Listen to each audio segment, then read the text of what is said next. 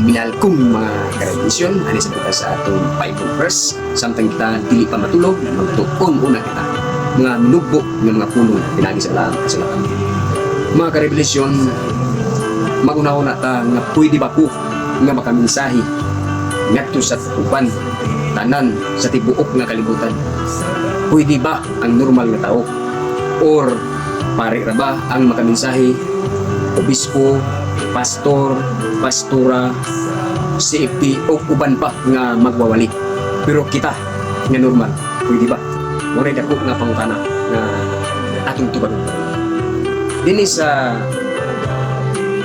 2 Timoteo 4:2 nagayong dire.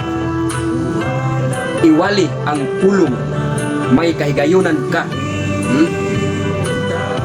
Niini himuka ang pagpamadlong, ang pagsaway o ang pagpanambak diha sa tumang pagkamapailugon o sa pagpanudlo. Mga karelisyon, pwede ka nga makaminsahe ngadto sa uban bisan dili ka pastor o pare. Pero bantayan nimo kung ang imong kinaiya sa lawayon dili ka makapadlong kay ikaw pananggalan. Nagaingon din pwede ka magpadlong, pagsaway o magpanambak diha sa tumang pagkamapailugon o sa pagpanudlo.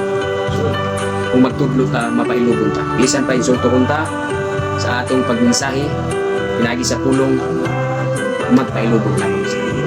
Pero pwede ka magamensahe. Ikaw mismo, kung ako, pwede. So, mauni atong book nga Bible verse, magayon ng kaninyo, mayong gabi o God bless.